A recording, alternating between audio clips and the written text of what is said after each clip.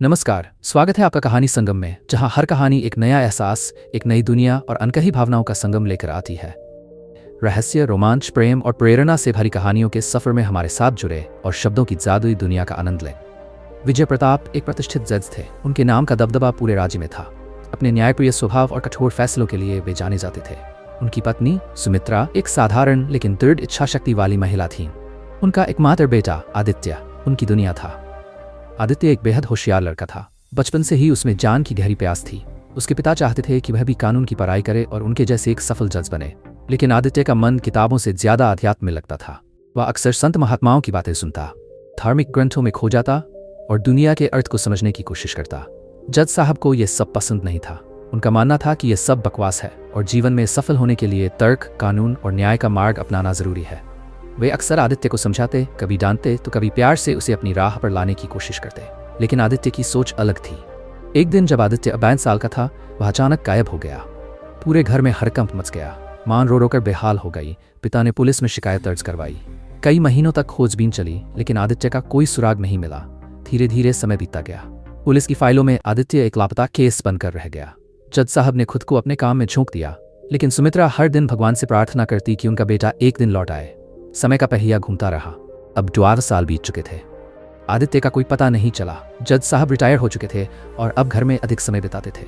सुमित्रा की तबीयत भी अब पहले जैसी नहीं रही थी। इसी बीच कुंभ मेले का आयोजन हुआ। यह दुनिया का सबसे बड़ा धार्मिक मेला था, जहां लाखों श्रद्धालु आते थे।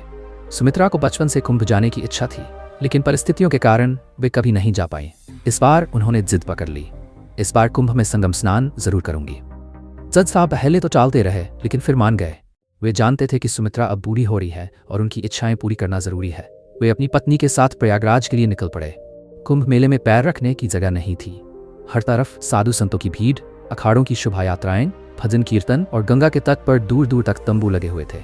जज साहब और सुमित्रा हाथ पकड़कर धीरे धीरे चलते हुए संगम की ओर बढ़ रहे थे। सोचो, अगर आदित्य भी कहीं होता इस मेले में, सुमित्रा ने भावुक होकर कहा। जज साहब चुप रहे। उन्हें आदित्य की याद तो आई, लेकिन उन्होंने खुद को संभाल लिया। जैसे ही वे संगम स्नान कर लौटने लगे, सुमित्रा की नजर एक साधु पर पड़ी। वह गेरुआ वस्त्र पहने, लंबी जटाएं बांधे बैठा था। उसकी आंखें बंद थीं और उसके चेहरे पर एक अजीब सी शांति थी। विजय, देखो, वो साधु कितना जाना पहचाना लग रहा है। जज साहब ने ध्यान से देखा। उनके दिल की धड़कन तेज हो गई। वह साधु, कहीं यह नहीं, ऐसा नहीं हो सकता। लेकिन सुमित्रा ने उसका नाम पुकार लिया, आदित्य। साधु ने धीरे से अपनी आंखें खोली। जज साहब और सुमित्रा स्तब्ध खड़े थे। सुमित्रा की आवाज पूरे मेले में गूंज गई, आदित्य। पास से गुजरते लोग पल भर को छिछक गए। विजय प्रताप का दिल तेजी से धड़कने लगा। उनकी आंखें साधु पर टिकी थीं। वह साधु जो अब धीरे धीरे अपनी आंखें खोल रहा था, उसकी नजरें सीधी सुमित्रा से टकराईं। कुछ पल के लिए चारों ओर शांति छा गई। भीड़भाड़ वाले कुंभ मेले में भी ऐसा लग रहा था मानो समय थम गया हो। साधु ने एकटक सुमित्रा को देखा, फिर विजय प्रताप की ओर देखा। सुमित्रा आगे बढ़कर साधु के करीब पहुंची।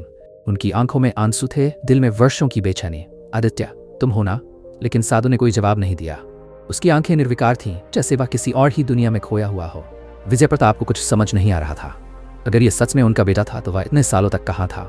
उसने कभी घर लौटने की कोशिश क्यों नहीं की? और अगर ये उनका बेटा नहीं था तो उसकी शक्ल इतनी मिलती जुलती क्यों थी? बोलो बेटा, कुछ तो कहो, सुमित्रा ने रोते हुए फिर से कहा। साधु ने धीरे धीरे अपने होंठ खोले और एक गहरी रहस्यमय आवाज में बोला, मान शब्द से अब मेरा कोई नाता नहीं। यह संसार माया है और माया से मैं परे जा चुका हूँ।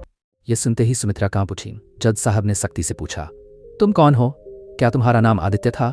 साधु ने कुछ देर तक उनकी ओर देखा, फिर मुस्कुराया। यह मुस्कान किसी रहस्य से भरी हुई थी। नाम तो केवल पहचान के लिए होते हैं। असली पहचान आत्मा की होती है और आत्मा का कोई नाम नहीं होता। यह सुनकर विजय प्रताप को गुस्सा आ गया। हम तुम्हें पहचानने की कोशिश कर रहे हैं और तुम पहेलियां बुझा रहे हो। लेकिन साधु बस मुस्कुराता रहा। सुमित्रा ने उसकी ओर हाथ बढ़ाया, लेकिन साधु ने धीरे से पीछे हटते हुए कहा, स्पर्श की कोई जरूरत नहीं माता। अब मेरा इस संसार से कोई नाता नहीं। इस जवाब ने सुमित्रा को और भी बेचैन कर दिया। अगर तुम आदित्य नहीं हो तो हमारी आंखों में देखकर कहो कि तुम हमें नहीं जानते। कहो कि तुम हमारे बेटे नहीं हो। साधु ने आंखें मूंद ली, जैसे वह कुछ याद करने की कोशिश कर रहा हो। कुछ क्षण बीते, फिर उसने धीरे से कहा, मैं वही हूं जो मैं नहीं हूं। अब विजय प्रताप से सहन नहीं हुआ। उन्होंने साधु का हाथ पकड़ लिया और कड़क आवाज में कहा, साफ साफ बोलो, तुम हमारे बेटे हो या नहीं? इस बार साधु ने सीधी नजरों से विजय प्रताप की ओर देखा। क्या कोई भी मनुष्य वास्तव में किसी का बेटा होता है? जन्म लेना और किसी परिवार से जुड़ जाना सिर्फ शरीर की यात्रा का एक पड़ाव होता है। आत्मा न जन्म लेती है न मरती है। जज साहब क्रोधित हो गए। अगर तुम सच में हमारे बेटे हो तो तुम्हें हमारे साथ घर चलना होगा। लेकिन साधु ने एक गहरी सांस ली और कहा, घर? मेरा घर अब वह नहीं जहां ईंट पत्थर की दीवारें हैं। मेरा घर अब शून्य में है, मेरी आत्मा में है। अब तक आसपास कई लोग जमा हो चुके थे। हर कोई इस अजीब घटना को देख रहा था। एक बूढ़े माता पिता अपने लापता बेटे को ढूंढने आए थे, लेकिन वह अब साधु बन चुका था और अपने पुराने जीवन को पूरी तरह भुला चुका था। यह क्या हो रहा है? क्या यह आदमी सच में उनका बेटा है? अगर ये उनका बेटा है तो ये इतनी अजीब बातें क्यों कर रहा है? भीड़ में फुसफुसाहट बढ़ती जा रही थी। कुछ लोग सहानुभूति जता रहे थे तो कुछ को यह पूरा मामला एक रहस्यमय खेल लग रहा था। विजय प्रताप और सुमित्रा का दिल टूट चुका था। अगर ये उनका बेटा था तो वह इतने कठोर क्यों हो गया था? क्या ये किसी भ्रम में जी रहा था या फिर उसके साथ कोई बड़ी घटना घटी थी जिसने उसे पूरी तरह बदल दिया? सुमित्रा ने कांपते हुए कहा, आदित्य, क्या तुम्हें याद है कि जब तुम छोटे थे तो हर रात सोने से पहले मैं तुम्हें भगवान कृष्ण की कहानियां सुनाया करती थी? तुम हमेशा कहते थे कि एक दिन तुम भी भगवान की खोज में निकलोगे, लेकिन हमें छोड़कर चले जाओगे, यह नहीं सोचा था। साधु के चेहरे पर हल्की शिकन आई। भगवान की खोज में ही तो निकला था माता, और जब उसे पा लिया तो संसार से लगाव स्वयं समाप्त हो गया। क्या भगवान ने तुमसे कहा कि अपनी मां को छोड़ दो? क्या भगवान ने कहा कि अपने पिता को भूल जाओ? साधु चुप रहा। उसके चेहरे पर कुछ भावनाएं उभरने लगी थीं, लेकिन वह उन्हें दबाने की कोशिश कर रहा था। विजय प्रताप को अब एक और आशंका होने लगी।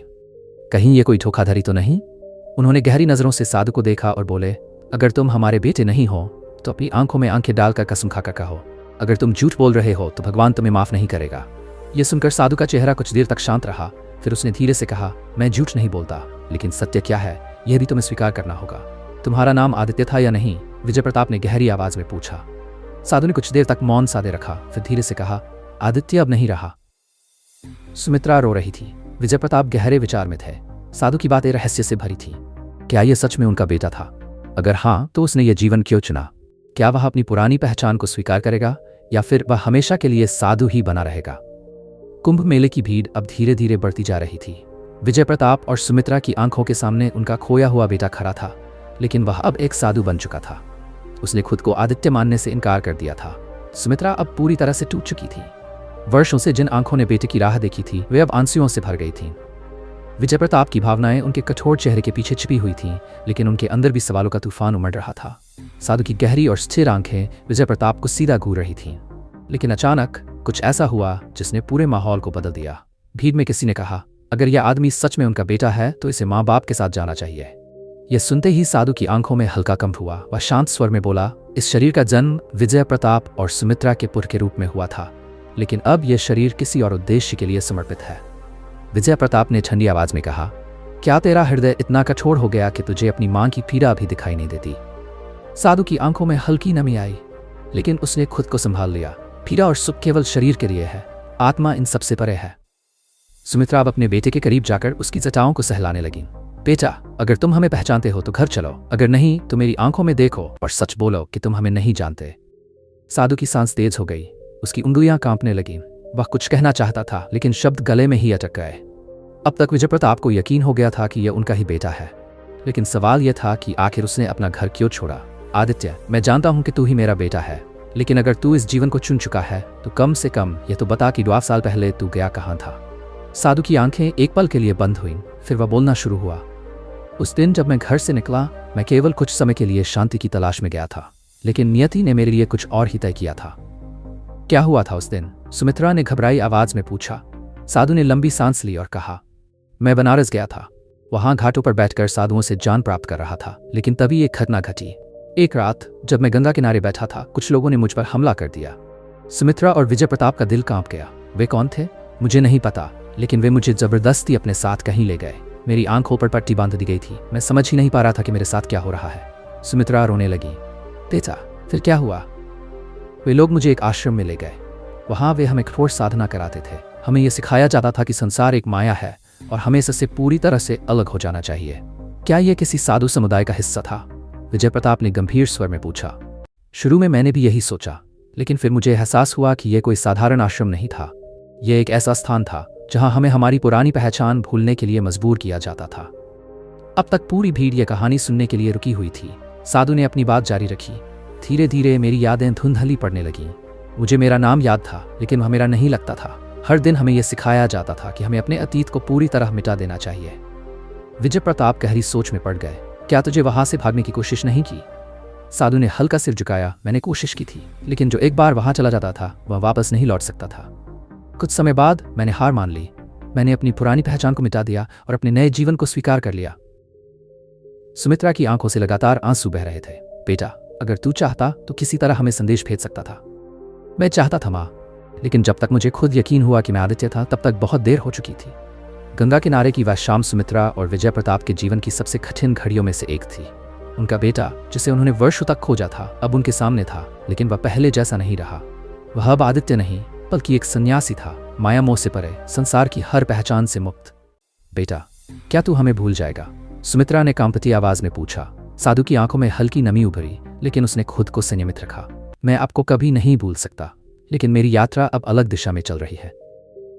विजय प्रताप का कठोर निर्णय। विजय प्रताप अब तक अपने जज्बातों को काबू में रख रहे थे, लेकिन अब उनका सब्र टूट रहा था। आदित्य, मैं तुझे यह संन्यास का जीवन छोड़ने के लिए मजबूर नहीं करूंगा, लेकिन मैं तुझसे केवल एक सवाल पूछना चाहता हूं।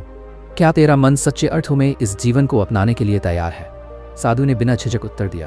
पिताजी, मैंने वर्षों तक तपस्या की है, खुद को संसार के हर मोह से मुक्त किया है। यह जीवन मेरा अपना चुनाव है। सुमित्रा की आंखों से आंसू छलक पड़े। तो क्या तू हमें कभी देखने भी नहीं आएगा? साधु ने एक पल के लिए चुप्पी साध ली। फिर हल्की मुस्कान के साथ उसने कहा, माँ, मैं वादा करता हूं कि जब भी आपको मेरी सबसे ज्यादा जरूरत होगी मैं आपके पास आऊंगा, लेकिन मैं आपके साथ घर वापस नहीं जा सकता। सुमित्रा ने कांपते हाथों से अपने बेटे के चेहरे को छुआ। तू कितना बदल गया है मेरे लाल, लेकिन मेरी ममता आज भी तुझसे वही प्यार करती है जो पहले करती थी। साधु ने अपनी माँ के पैर छुए और धीरे धीरे खड़ा हुआ। अब मुझे जाना होगा। विजय प्रताप ने गहरी सांस ली। जा बेटा, लेकिन याद रखना, हमारा आशीर्वाद हमेशा तेरे साथ रहेगा। साधु ने एक बार पीछे मुड़कर देखा, फिर धीरे धीरे अपने गुरु की ओर बढ़ गया। सुमित्रा और विजय प्रताप तब तक खड़े रहे जब तक उनका बेटा भीड़ में पूरी तरह खो नहीं गया। सुमित्रा ने गंगा की ओर देखा और हल्की आवाज में कहा, भगवान, मेरे बेटे को हमेशा खुश रखना। विजय प्रताप ने अपनी पत्नी का हाथ थामा और बोले, चलो सुमित्रा, हमारे बेटे ने अपनी राह चुन ली है, अब हमें भी अपने जीवन की ओर लौटना होगा। सुमित्रा ने आखिरी बार उस दिशा में देखा जहां उनका बेटा गया था, और फिर वे धीरे धीरे मेले की भीड़ में आगे बढ़ गए। आखिरी संदेश। सुमित्रा और विजय प्रताप ने अपने बेटे को पाने की चाहत रखी, लेकिन अंत में उसके फैसले को स्वीकार कर लिया। सच्चा प्यार त्याग में ही बसता है। जय हिंद।